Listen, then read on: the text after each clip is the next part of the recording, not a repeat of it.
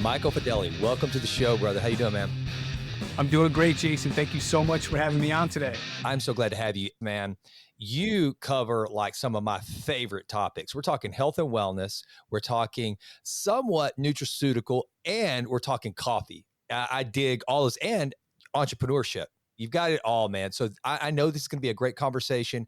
I really appreciate you making the time, and I am so looking forward to hear how you have created a healthier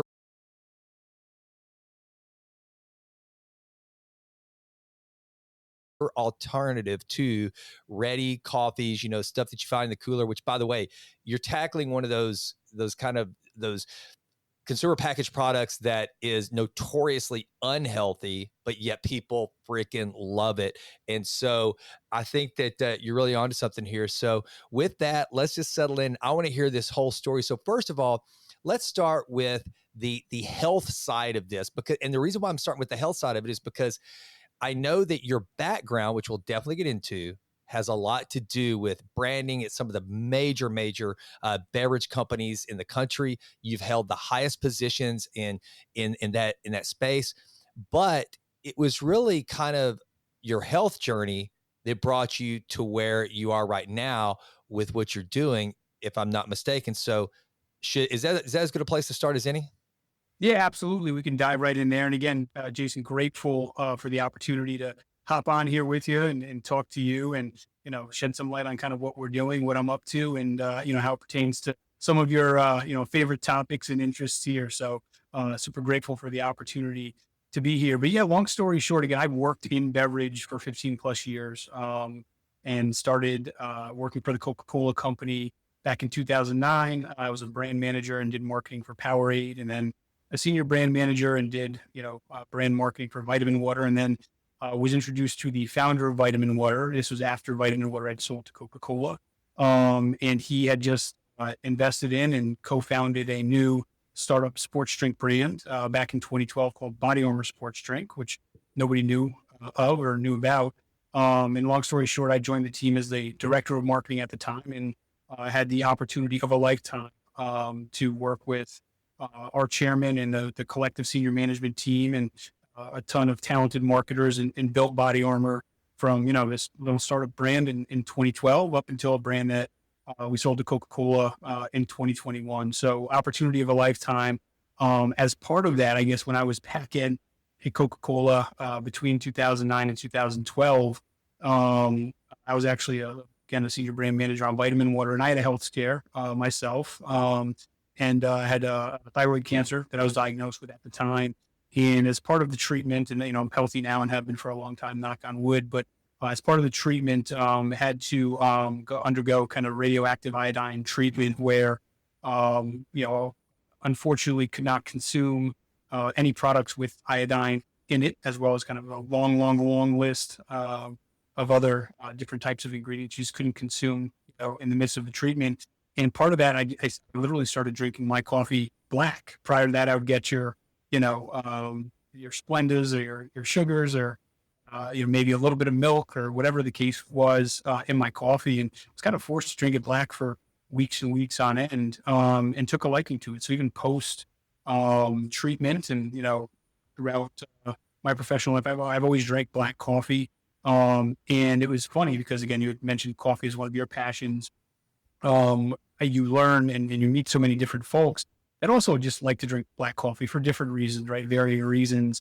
But it's absolutely an acquired taste. And so many folks were drinking it in part because they wanted the energy, just keep going throughout the day, but they didn't want all the sugar, didn't want all the calories, for being mindful of what they put into their bodies. And, at Body Armor Sports Drink, again, where I was from 2012 to 2021, I had the amazing opportunity to work with tons of different amateur athletes, professional athletes, and just active adults in general. And I was surprised at the amount of folks that were active nonstop throughout the day. And they were grabbing an artificial energy drink. They were trying to pick and choose the best coffee options for themselves. And I remember I was in the car driving with my kids, and I'm married for 17 years and I have a 12-year-old and a 10-year-old. We were driving up to Vermont from Connecticut. It's 3 o'clock in the afternoon, you hit your 3 o'clock lull, and stop at a gas station to maybe grab a coffee, and I look at the ready to drink coffee space in terms of what's in that cooler, cans, bottles, etc. And all that was in there, and we joke about it a little bit, were coffee milkshakes, glass bottles with green labels on them that had, 300 calories and 46 grams of sugar in them. And I'm sitting there like, I just want a jolt of coffee right now. And like, the guy didn't have a pot of hot coffee that was made that I could purchase for $1 or $2. So, I grabbed one of those bottles, and it's a shame that consumers, are left with no other option and are almost forced to choose, those products with high sugar, high calories as their default ready to drink coffee option just when they wanted a jolt of coffee to get going. So there had to be a better option, I felt. And that's why I created Throne Sport Coffee.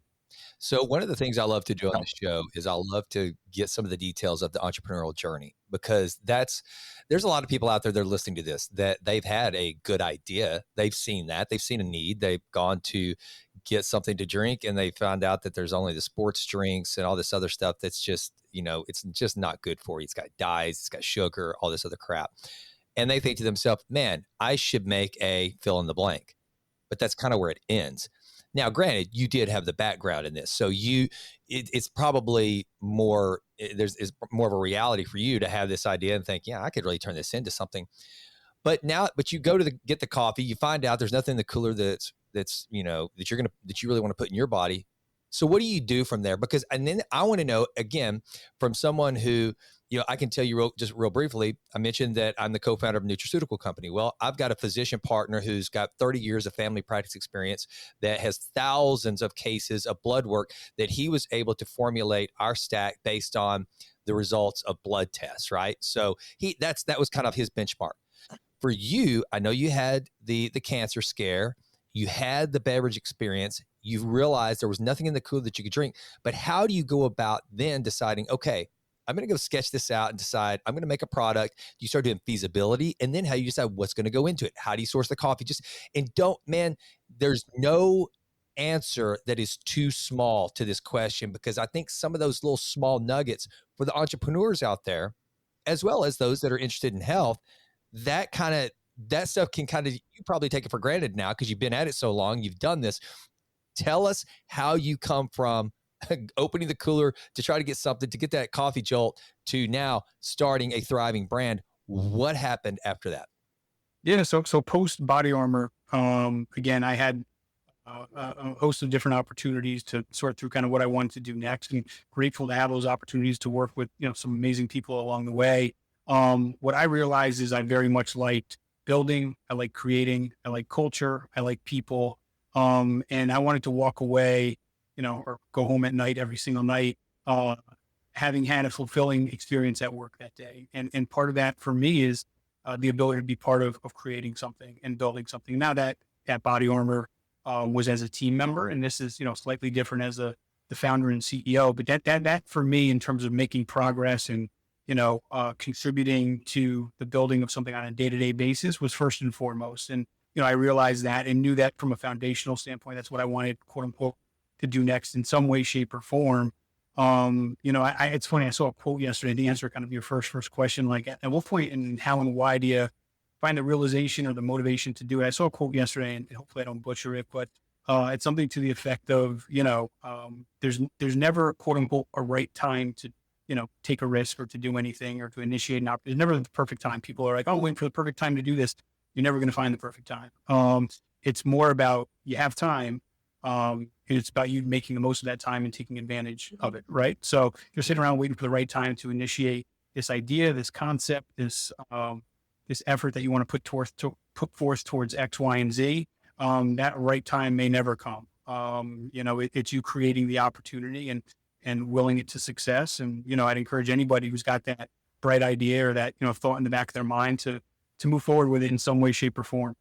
Because you'd be surprised at how much you can actually accomplish and move forward with, once you put forth the effort and wrap your head around it. So I think that's important just in terms of, having that go out and get it type of mentality. Obviously there's a ton of work involved and a ton of ideation and thought and strategy, prior to any type of launch or, initiating such an effort, but, go for it. Like that's my first, my biggest piece is give the opportunity to go for it, and you'll be, surprised at, what you can come up with. And so that's first and foremost for me personally.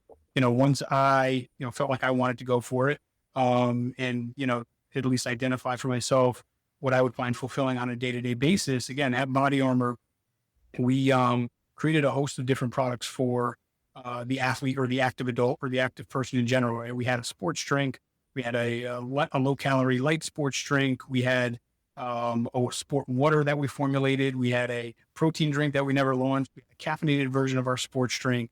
But again, whenever I was with so many different athletes or active people, one thing that they were drinking nonstop, multiple times a day, was coffee, and oftentimes coffee with not a lot of junk in it.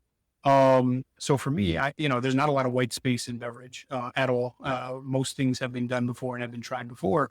And there have been some quote unquote better for you coffee options that folks have tried in the past. Some of them really haven't worked for one reason or another. So I thought there was great opportunity given the day and age that we're in to introduce a better for you ready to drink coffee option.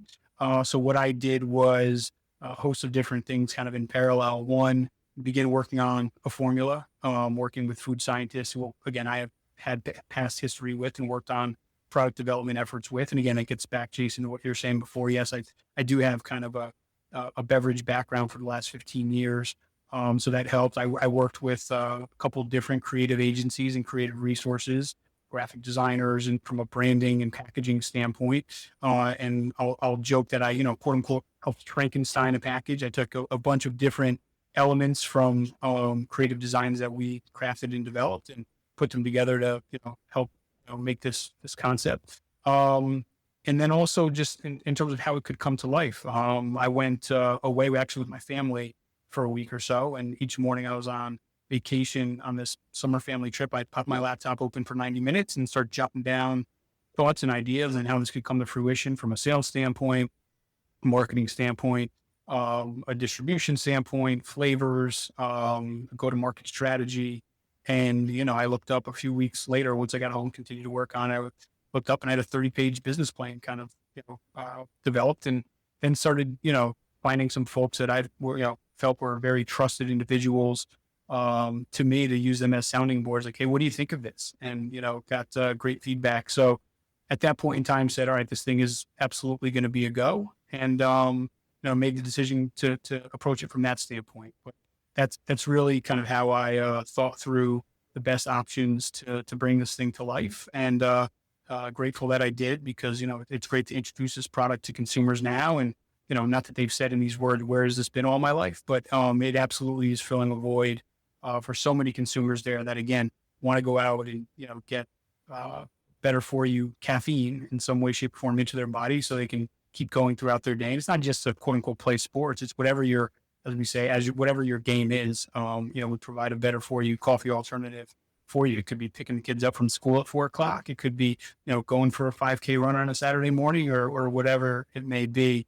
So it's been fun to introduce the product to folks. We have a long way to go in terms of continuing to drive distribution and introducing the brand to more and more consumers and driving awareness of our product and educating folks as to why we're a better option than some of those other guys that are out there. But again, getting back to kind of the quote unquote fulfilling opportunity that we created here, it's been fun so far and having a blast doing it. So you made me think of a conversation I just had with another entrepreneur who started a consumer packaged goods brand that will be airing that show probably later this afternoon. And one of the things he talked about was his journey. He was at Goldman Sachs. And so he was, like you, secure, nice job, nice, had all the accoutrements that come with that sort of a firm. And he had to kind of rearrange his life to prepare for his entrepreneurial venture and to bring this product to market. You were kind of in the same boat. You had a good gig. You were doing the right thing. You had all the contacts. It was kind of like you keep your nose clean and just keep doing the work you're doing. You were going to be secure and safe. Again, I'm going to kind of put you in the seat of the mentor right now to this audience of would-be entrepreneurs, because there's a lot of them that listen to the show. What would you tell them to do to prepare? Now, you said you went on vacation, you're spending 90 minutes a day, you're kind of getting ideas, you write the business plan. But once the business plan is written, then you got to execute, which requires some life changes. I mean, what did you look at as far as how are we going to finance the company? Is it going to be kind of friends and family pass the hat? Is it going to be, are you going to do a few rounds? Did you go to VC? Did you go to industry partners that you knew? Kind of how did you make those decisions? But before we even get to that, how did you have to rearrange your life to go, like you said, from the high level staffer to the guy at the top of the company and running the organization? What kind of changes did you make? What kind of conversations did you have with the family, with your wife of 17 years that, hey, I'm about to do this. Is going to be a completely different scenario. What did that look like? Yeah, without a doubt. So long story short, I mean, and again, getting back to the Body Armor experience for me, I was the head of marketing at Body Armor Sports Drink in 2012. We were just coming off doing $1 million in sales. And when we sold the company to Coca-Cola in 2021, we did 1.1 billion in sales. So as the head of marketing, I had great responsibility, which again, super grateful for, and had 35 people on our marketing team that kind of rolled up and reported into me. So everything from product development to packaging to creative to media to social media to athlete partnerships to retail marketing to field marketing. That strategy and that execution kind of came from that team. So I was, in a high pressure, for lack of a better description, position at that point in time, which for me was a gift, right? One of my favorite quotes that I talk to my team about here is pressure is a privilege, right? Not everybody gets the pressure. So if you do, it's kind of what are you going to do with it, and how do you make the most of it?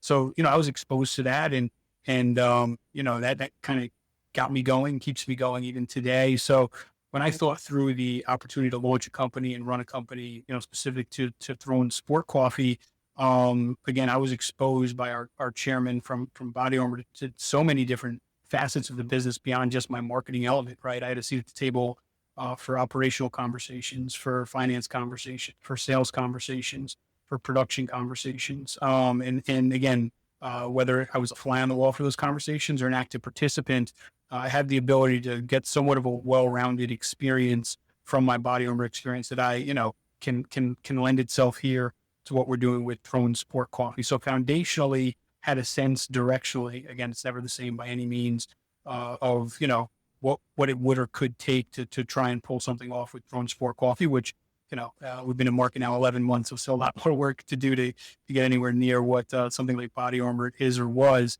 But, had a decent sense of kind of what was involved as part of it. But then also, again, I do like to work. I like to have fun. But if I'm in charge of my time personally, I like to think that I'm a pretty good time manager. And that goes for time, which, most importantly spent with the family, with kids, with friends and all that good stuff, which is important. Again, you could build a company and sell it and, have all the money in the world, but you have nobody to enjoy it with. What's it all worth? But at the same time, from a work standpoint, how can we take some of the learnings that we have from our previous experiences and, try to operate throwing sport coffee in the most efficient manner? It doesn't mean we're not working hard, but we're mindful in terms of what we spend our time on and hours on and energy on. So I'm in charge of my day from the time that I wake up in the morning to the time that I'm done at night. And, I'm trying my best and working hard to be productive at every point in the day until, like anybody, you run out of energy towards the end of the day, and there's only so much you can get done. But I like to be efficient. I like to focus on productivity. And I like to manage my time in a way that allows me to do both, I believe, effectively. And that was most important for me as I opted into this journey. And now, again, having worked on it for more than 2 years, it's been something that, again, I'm pleased with it. My time management. Now I've been able to sort that out personally and professionally, and glad that I've done it and continue to do it. What is your daily routine? How do you manage your day? Yeah, so I'm up pretty early in the morning, earlier than most, I guess. It's not a 3 a.m., 2 a.m., whatever. Who's Mark Wahlberg wakes up at Yeah, 1 a.m. and works out for 4 hours and takes a nap and then right. eats his six breakfast at 11 a.m. But it's nothing like that. It's somewhat normal. But yeah, up between 5 and 6:30 every morning. Um, you know, uh, get caffeinated, have a very small breakfast, do a workout in some way, shape, or form. Could be weights, could be cardio, could be just simply stretching if the body's sore, whatever it is. But some type of movement. A bad workout is better than no workout, right? And that could mean even just walking on the treadmill for 45 minutes while you're getting the blood flowing and the body moving, whatever it is. But do that, get ready for the day. Try to get if I'm not traveling for work in some way, shape, or form, get to the office, around 9 or 10 a.m. and usually have a pretty busy day booked from scheduled meetings to impromptu, team efforts here in the office. We do have a Sport Coffee headquarters in Stamford, Connecticut. So working and collaborating with the team here. When I am traveling, obviously it varies based on what the travel looks like, flights versus cars versus when our meetings are and what we're traveling for. But try to keep in the same process and same steps each morning, at least to set myself up personally for success for the day. And a lot of that is based on I know I can be my best and thinking in optimal way that can benefit the business if I do eat right, get rest, work out in the morning, and take care of myself. And a lot of that is just discipline. And again, I'm not the most disciplined person in the world.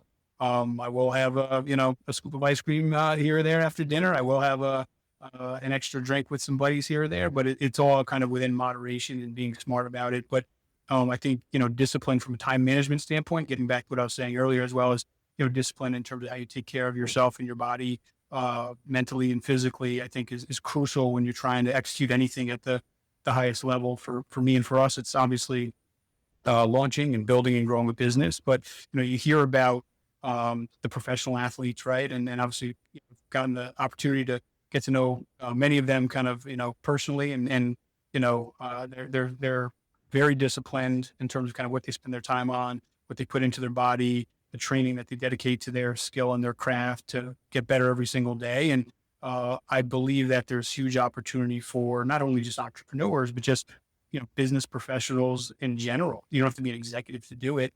To be more mindful about how you manage yourself and treat yourself on a daily basis.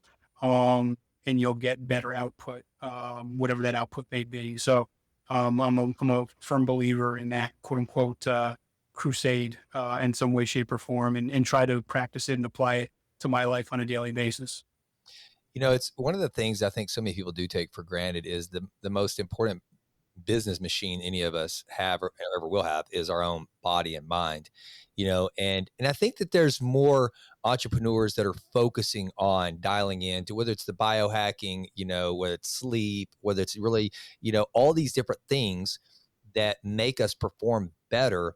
If you're physically better, you're going to think better, you think more clearly, be more productive.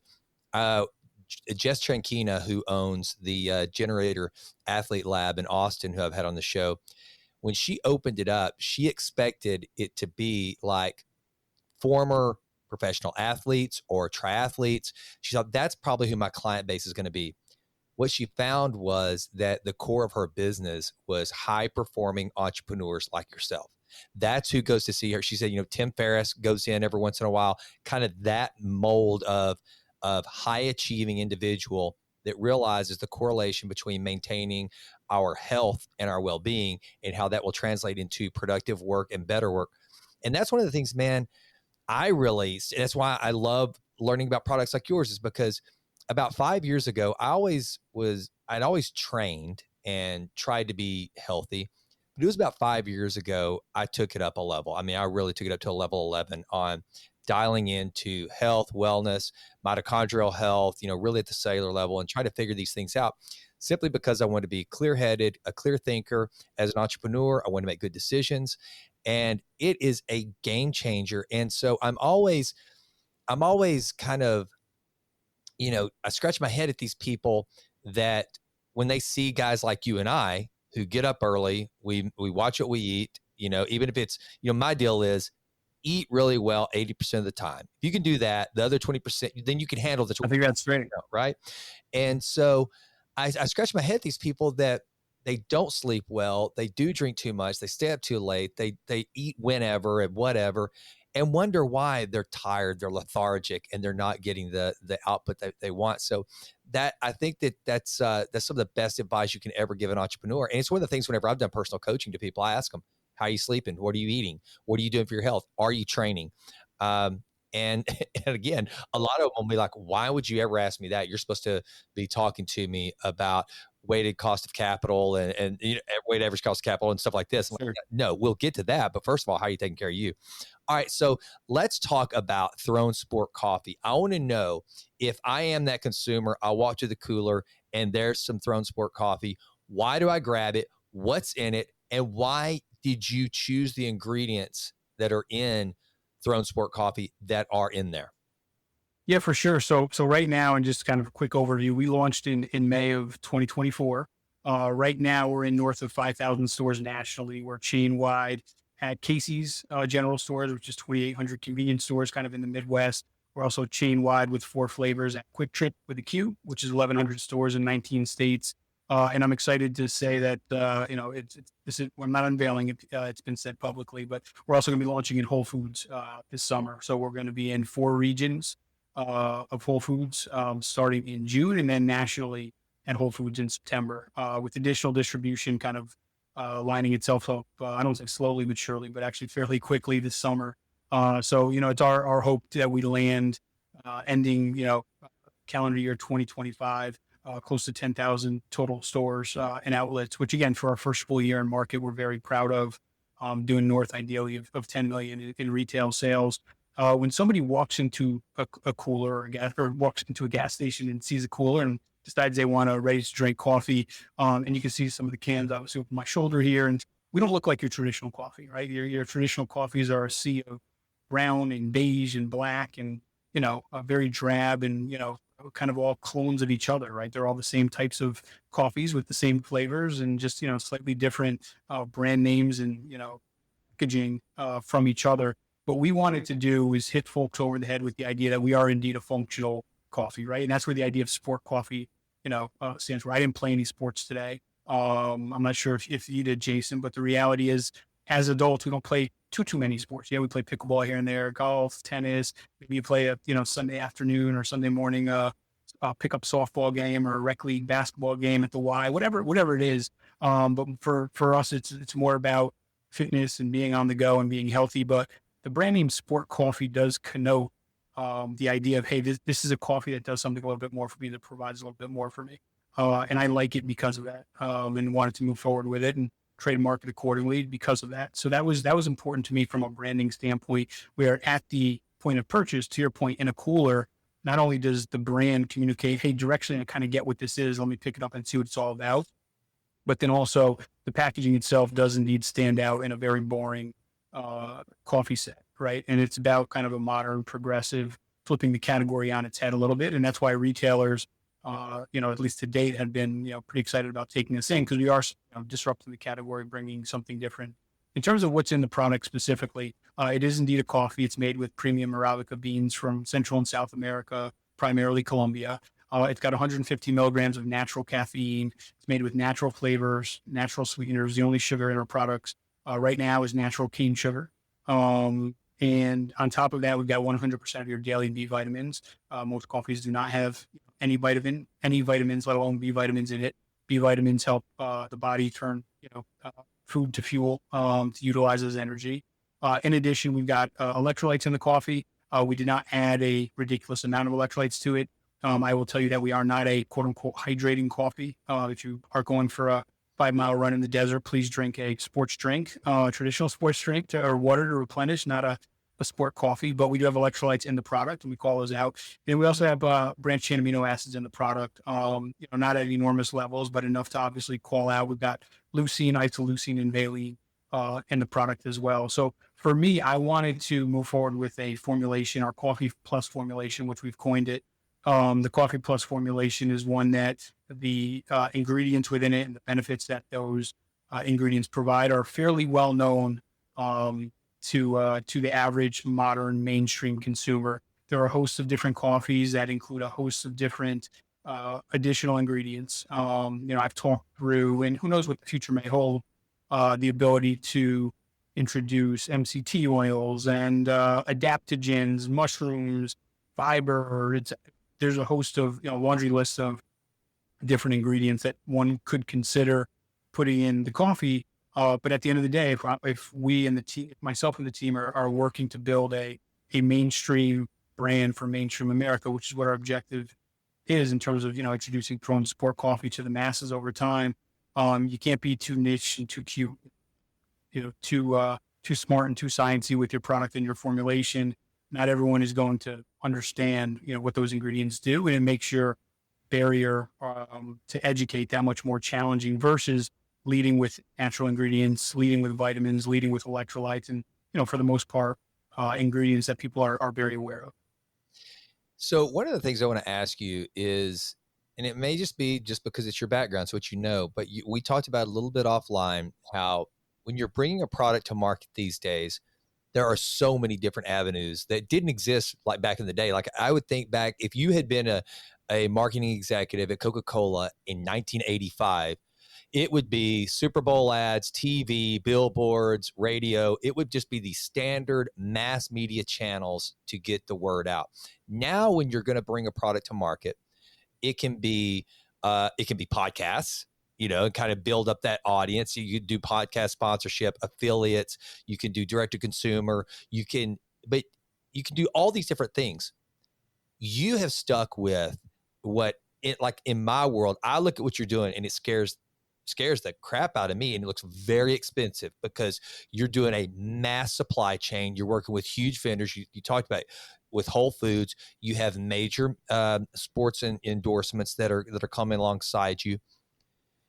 Whenever you decided to, and you're taking, which is kind of, I got to tell you, just from my perspective, it's like, man, that's a bold move to take a somewhat niche idea of a healthy, already brewed coffee and putting that on a mass level hoping that there's enough people that care enough about what they drink to choose a Throne Sport coffee over that bottled Frappuccino. What made you decide, you know what? I don't care.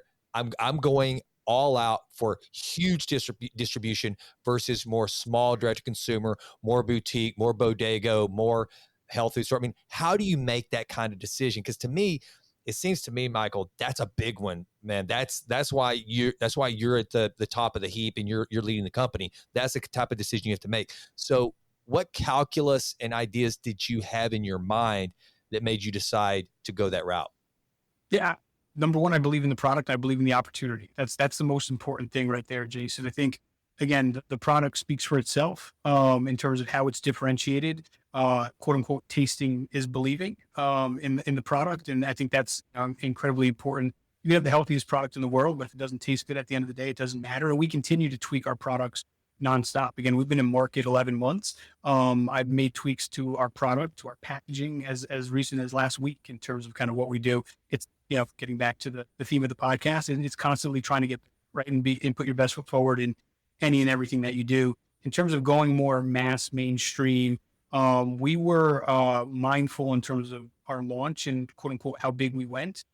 So yes, Casey's distribution in 2,800 stores is not like you're selling it at the back of your trunk. It absolutely is major distribution, but also we didn't quote unquote go national. We didn't quote unquote launch it in national retailers at the highest level without feeling / knowing that we had the right product proposition, number one, and taste profile, number two. So now that I think we're at a place where again the product itself is quote unquote ready for prime time, I think you can see our coming out party specifically, in the coming months and years, specific to that additional distribution. Because I think now we're ready, right? We've been trained, using analogies, right? We've been training and getting ready for the big game for quite some time, and I think, we're locked and loaded to take that next step with the brand and introduce it to the masses. But from my standpoint, again, I worked on Powerade, I'd worked on vitamin water, and helped build Body Armor. We want to do big things. We want to take on big responsibility. We want to accomplish special things. And it takes special effort to accomplish those special things in terms of the way you work, the effort you put forth. Otherwise, it's not just going to happen. I tell the team frequently, you don't just put product on shelf and looks cool. Patrick Mahomes is involved. We all worked in beverage before. It's just going to fly off the shelves. No, Yeah. you have to will it to success and work extremely hard, to make it happen, and try to lean on a lot of your experience from the past. But that experience alone isn't going to steer you the right way. There's going to be real time situations and opportunity you're forced to make decisions on, and you make the decisions with conviction. You get as much information as you can to help inform those decisions. You make the decisions, and then you go. And again, to get back to the opportunity to do something like this is a special one. So we want to make sure that we're taking full advantage of it and give it 110%. How much, let me back up a little bit. So I remember reading years ago one of Peter Lynch's books, the legendary money manager who managed at the time was the largest mutual fund in the world, the Magellan Fund, very successful. And one of the things that he would do is research for anything he had invested in, one being this certain casual dining restaurant that his daughter told him about that she and her friends loved, that was the greatest thing in the world. He decided to go try it himself. That casual dining restaurant was Chili's, now a household name. And Peter Lynch invests in Chili's because back in the day, because he liked it. He thought it was good. His daughter liked it. The food was good. The service was good. He liked the vibe. And so it was just practical, kind of almost like a visceral gut instinct. It wasn't looking at Chili's, their pro forma, their financials. It was just he liked the product. For the audience, again, of the would-be entrepreneur, how much of what you've done with Throne Sport Coffee is data-driven based on, because numbers, and you know inside baseball on the beverage industry that most people don't know, so you've got that going for you. How much of it is data-driven and just kind of seeing where the segments line up and knowing where the markets are versus just kind of that going back to that trip to the gas station, you want a cup of coffee, couldn't find it, you go to the cooler, there's nothing but garbage in there, and decide there is a market for this. I just feel like if we produce the right product, if I build it, they will come. How much of those two combined, which outweighs the other? And man, you might not even be able to answer that. I don't know. I just think it's an important question, because I think like guys like me, a lot of times, like I started out as an entrepreneur, then go to business school. I think business school is great, but one thing I always tell people is business school will start telling you everything that can go wrong as much as how much you have to do to make it go right. So you almost overanalyze and end up having paralysis by analysis.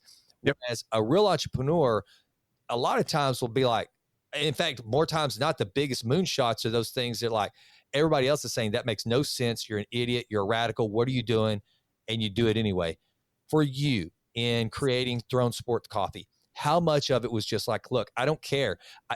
This is a good idea. I'm going forward and moving on this idea. Can you even kind of dissect that? Yeah. So I'll tell you a long story short, Jason. It's absolutely a combination. It's qualitative and it's quantitative, right? So yes, my inclination, hey, there really should be something better for folks to choose from. That spawned the idea and the desire to, go deeper with it.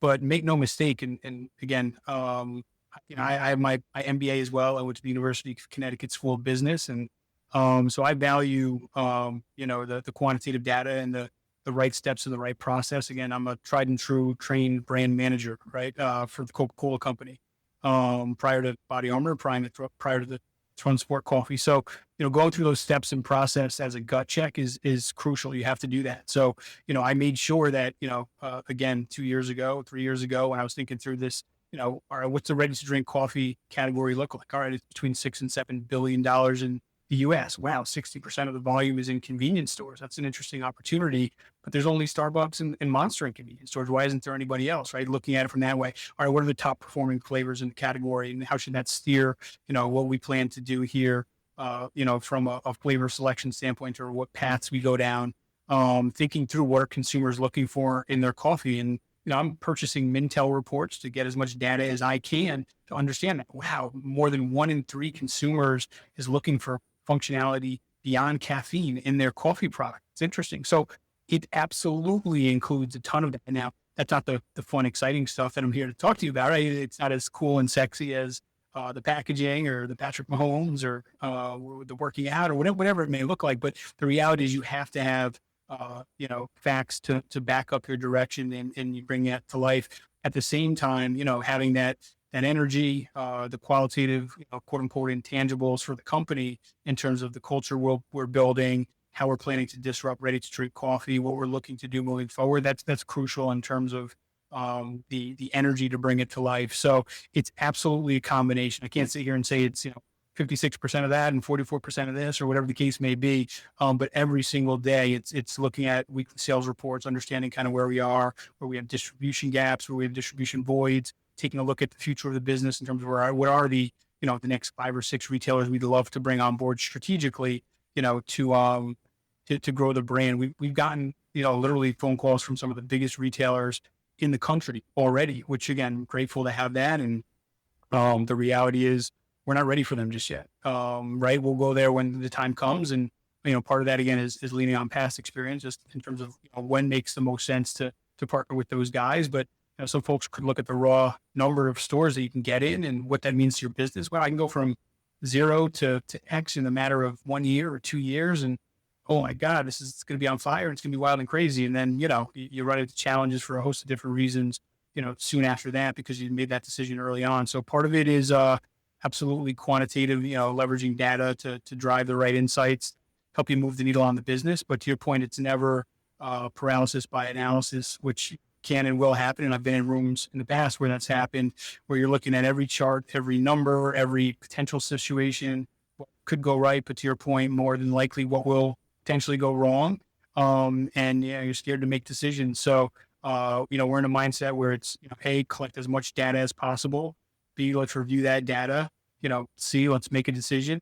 D, let's go. And that's really kind of how we approach the majority of our decisions here on a day-to-day basis, but also keep in mind from an entrepreneurial standpoint and from a brand standpoint, again, for any entrepreneurs that like as a new brand, you don't have all the answers and all the data at your disposal at every single time. So there's absolutely going to be kind of gut instinct, whether it's gut marketing instinct or whatever the case may be that you have to lean on. But that also is what makes it fun. So yeah, hopefully that helps answer the question. Yeah, 100%. Now, one of the things that I want to go back to, how did you capitalize it to start out? How did you fund this thing? Yeah, so I'm personally an investor, but we also went out and raised capital prior to launch as part of it. So we went out and did a raise. We did not, for the majority of investors to date, actually pretty much all of them, they were all folks who either I knew directly, and it was less, friends and family, more so business associates and colleagues who we've had success with in the past, to come in and it is public information, but Patrick Mahomes is the number 2 shareholder in the company. He's the lead investor, put his money into the brand, more money in than any other investor to launch the brand. And then he's also the face of the brand from a marketing standpoint. But he's the number 2 investor in the company. And on top of Patrick, we've got another, dozen plus professional athletes that are also investors in the brand. So the credibility behind the scenes is awesome. And, it's kind of our own little focus group and sounding board where we want to share new products or new ideas or concepts. But beyond that, it's a host of different kind of individual investors. Didn't go to kind of any one singular fund or anything from that standpoint to finance the company. That's one of the things I found whenever you're launching a brand like yours. And this may sound so trite and silly, but if it's a fun brand with a good story, the investors seem to be better. I mean, because there's some of those investors you just don't want. I mean, like the VC guys. I always tell people when they ask me, how do you advise me to raise capital on this? Well, and they'll say, should I take on partners? Or I'm like, yeah, well, no, first of all, partners are that's the most expensive and aggravating form of capital there is. And then, it can really be an important dynamic that people need to understand. It's like, not just about getting the money. It's about making sure you only get what you need and making sure it comes from the right sources. And that's why I like to know that. Yeah. And Jason, just to add on that, again, my counsel and advice, and again, and we took the approaches, anyone who can or would be, try to make them strategic in some way, shape, or form. Think about beyond them just writing you a check or wiring whatever funds. How can they add value to the business? Like if you do have a question, can you go to them with it, right? Whether it's specific to their discipline, have they had success building brands in the past, right? And I'm grateful again, whether it's, former beverage executives that I work side by side with to build Body Armor or other folks from Coca-Cola or other founders from other CPG brands, I joke again, I'm far from the guy who has all the answers. But I'm fortunate that I have a group of advisors, investors, and people that are within my network, that I can go to and ask questions if and when need be. And I'm super, super grateful for that. If we have a sales challenge, I joke and again, live in the New York area and, first generation Italian, but, quote unquote, I got a guy for that, right? It's like, whatever it is, kind of sales challenge. Let's ask somebody who's been there before that. Maybe we've worked with how did we approach it when we worked together at X? Got a production or an operations challenge. Let's go to the production operations expert. And really trying to lean on other people and surround ourselves with a great group outside of just, we have some amazing, amazing employees and folks that, work with us here on the Throw and Support Coffee team, folks who were, leaders and executives at other beverage companies and really made a difference in building those beverages. And again, grateful that they're here at Throw and Support Coffee. But beyond that, it's really like we have to figure out the answer within, our ability and capabilities.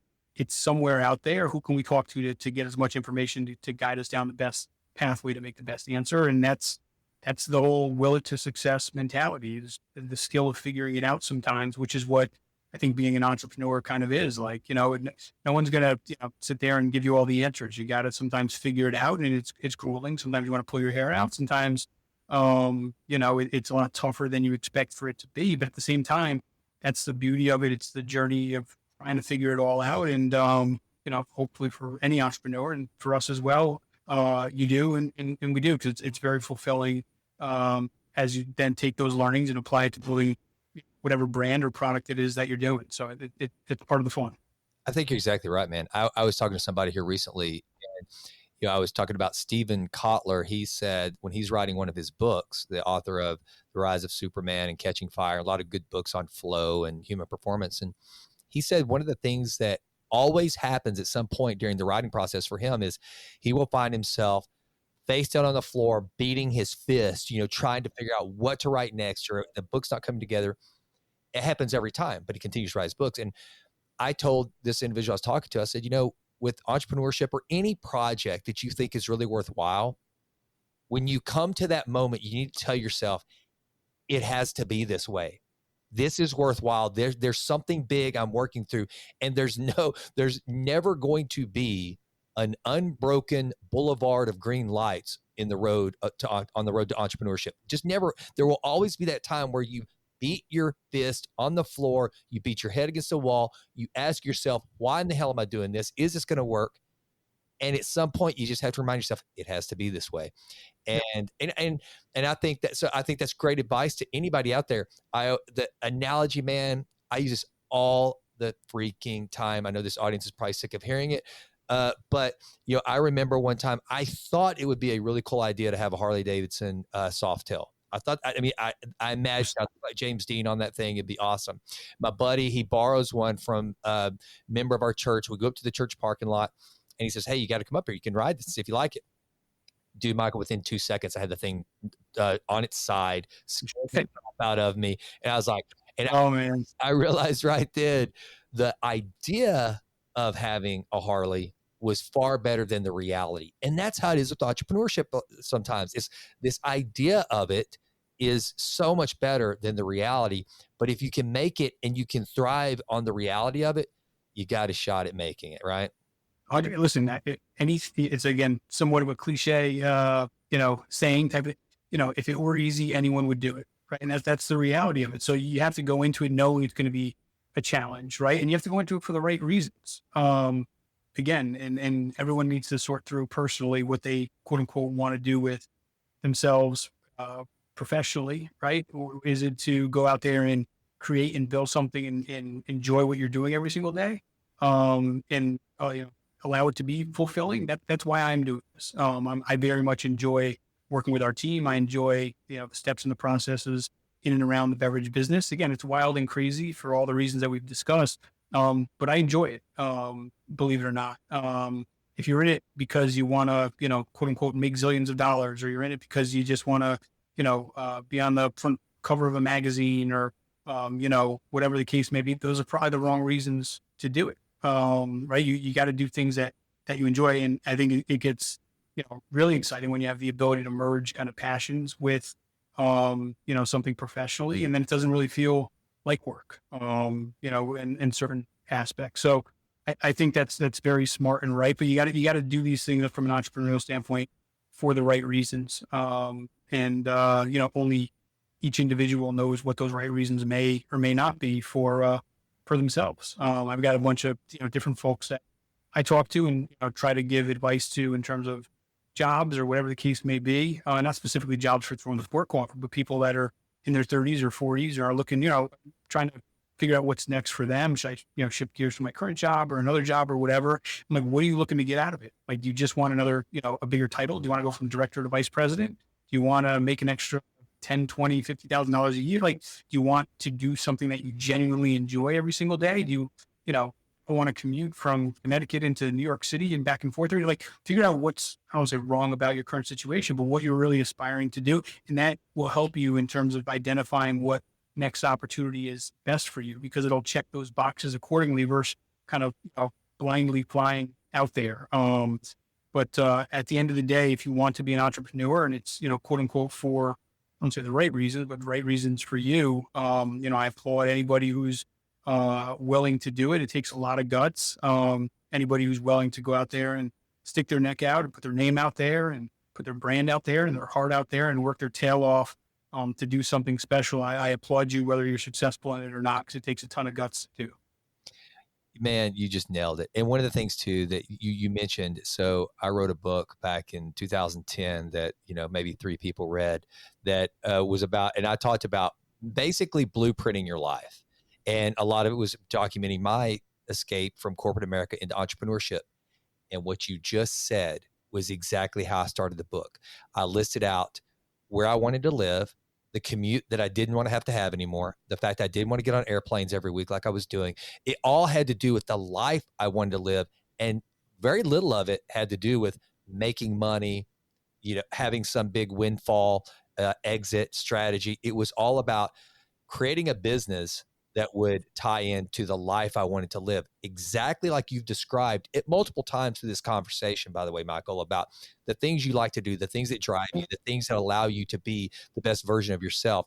It all ties in with building Throne Sport Coffee at this point. So I think it's awesome. I can't wait to try it. So I'm going to go grab some. The fact that you're in Quick Trip, that's a great sign, because we being headquartered in Oklahoma, being here in Texas, we got Quick Trips everywhere, and they continue to just expand all over around us. So I'll start looking for you, and then of course whenever you get out there in Whole Foods, I'll check that out, which means I know I can order it on Amazon. I can have the stuff shipped to me, and anything else that we have not covered about Throne Sport Coffee that we need to get this audience to know. No, Jason, again, number one, again, I appreciate the opportunity to be on the show. Again, grateful. And, you got a great audience that, look forward to, hopefully coming on at some point in the near future and giving you a great update on what we, knock on wood, have accomplished all in due time from a Throne Sport Coffee standpoint. For anybody that's genuinely considering doing something unique and entrepreneurial themselves, I would say go for it and do it for the right reasons. But absolutely go for it. There's never the perfect time. So you got to create that time and create the opportunity and then take full advantage of that opportunity. But now this has been a lot of fun for me. So would love to keep in touch with you and with the audience and everybody else. And again, thank you so much for having me today. Brother, you're welcome anytime. This is not going to be our last conversation, I assure you. Thanks so much for joining us. He's Michael. I'm Jason. We're out. Well, that does it for this episode of The Jason Wright Show. Thank you so much for listening. This has been a Texas Titan Media production. Fourth Wall did the music. And as always, thank you so much for listening. Please consider going out to jasonwrightnow.com and signing up for the Vitruvian letter. Also, please go out to iTunes. It takes like 30 seconds to just leave us a 5-star rating. It does wonders for the podcast.